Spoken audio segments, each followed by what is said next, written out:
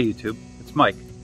I'm out here at Marengo Ridge at the Thomas Woods Campground, and I thought that it was time that I did a walk around of my vehicle that I've had for the past 2 years. It's a 2015 Jeep JKU Rubicon. But I'd like to start with what's under the hood. The 2015 Rubicon comes stock with a 3.6 V6, which is a pretty good engine, but it's basically a minivan engine. Under this engine, under this hood, we've added a few things. Most recently is a Mishimoto high performance radiator, aluminum radiator. Then, before that, there were a couple small modifications. One is the Genesis dual battery system, which has a starting battery and a house battery. It has safety features built in to cut off power to everything that's drawing so that it maintains enough power to start the Jeep. On the other side, we have an Spod.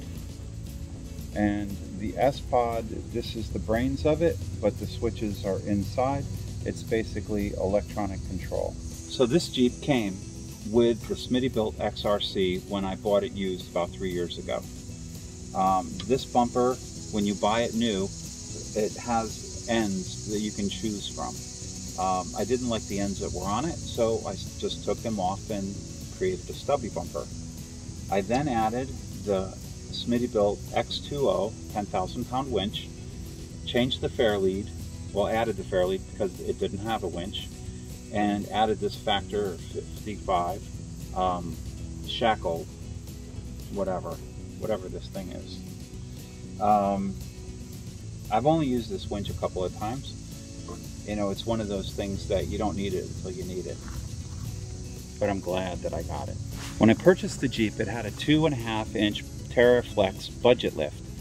I personally like TerraFlex lifts, but I knew right off that I wanted bigger tires than the 33s that it came with.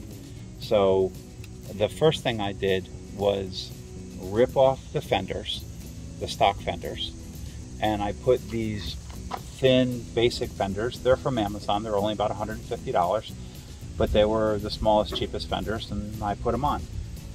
I did it with the Aries inner fender, and then added the 37-inch BF Goodrich KO2s.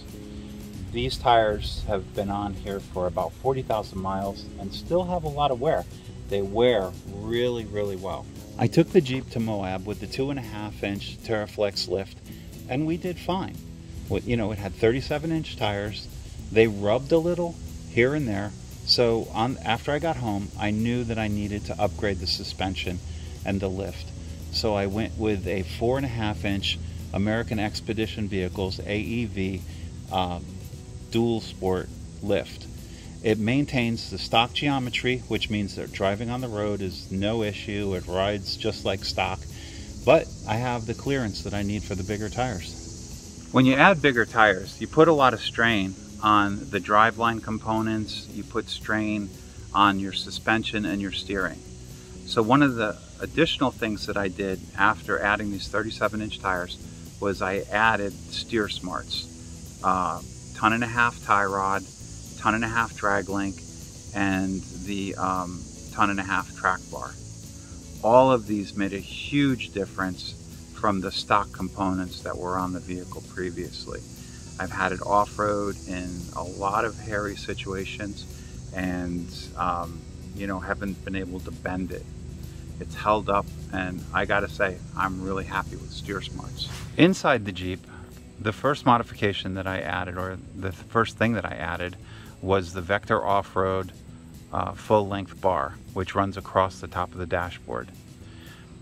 From there, I was able to add my GPS, which is right in front of the steering wheel.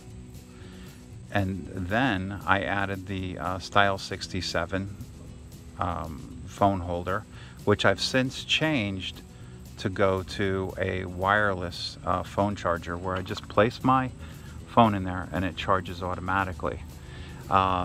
Also, you can see that there's a tablet mount, and that is for the Samsung Galaxy S4 10.5 inch. The Jeep has a hard top.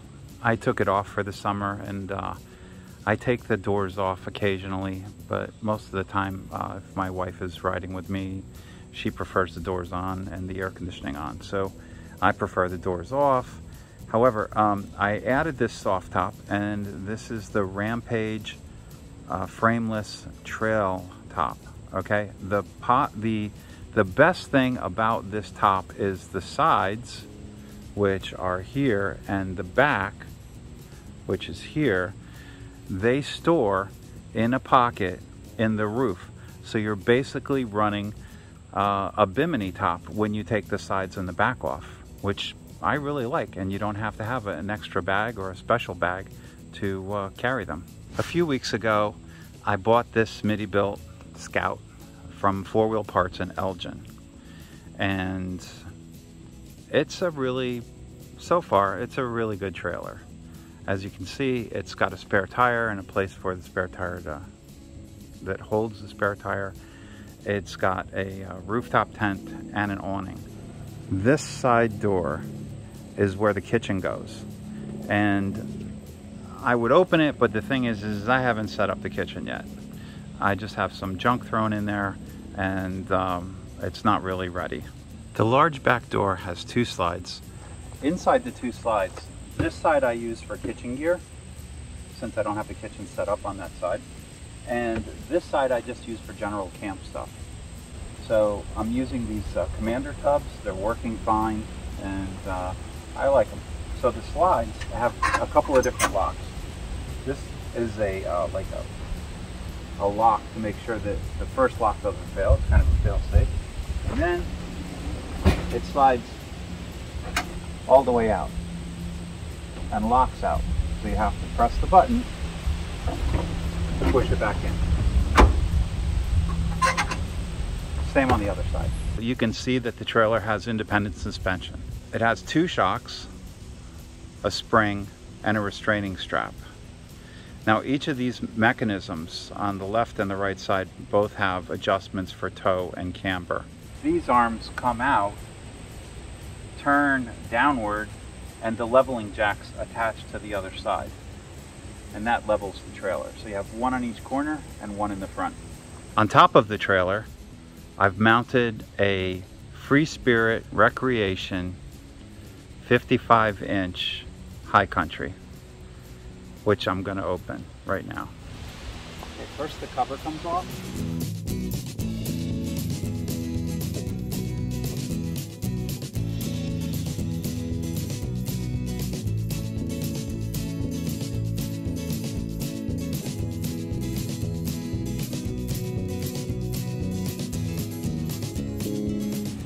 So that's pretty close.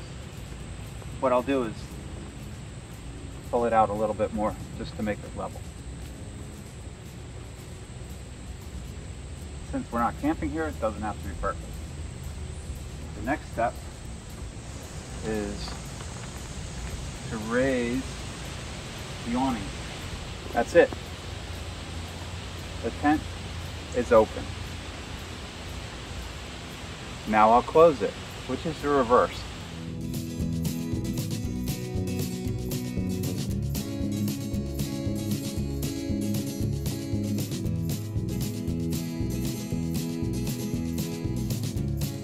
So this U-bar always gets caught, and you have to lift it, but it gives you an opportunity to tuck stuff in.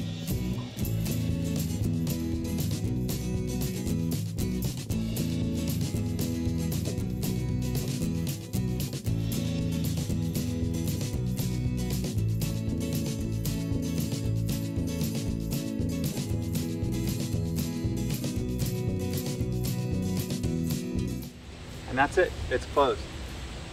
Now you're ready to go down the road. The most recent addition is the lock and roll hitch, which, to be honest, this is the first time I've towed with it. Like, I towed it like an hour today, and you know what, it's not too noisy.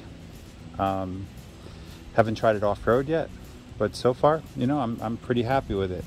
So I'd like to take the time to thank you for watching this video about the Rubicon. and the Smittybilt Scout, the Free Spirit Recreation High Country 55. And most of all, I want to thank you for taking the time to watch the channel and support the channel. And I'm going to ask and tell you that we can't grow this channel without you. That's right, the viewer. Now, the majority of viewers aren't subscribed. This is true of all YouTube channels. However, we'd like to grow this channel so that we can bring you more and better content. I feel that we grow with every video as a channel, as a community.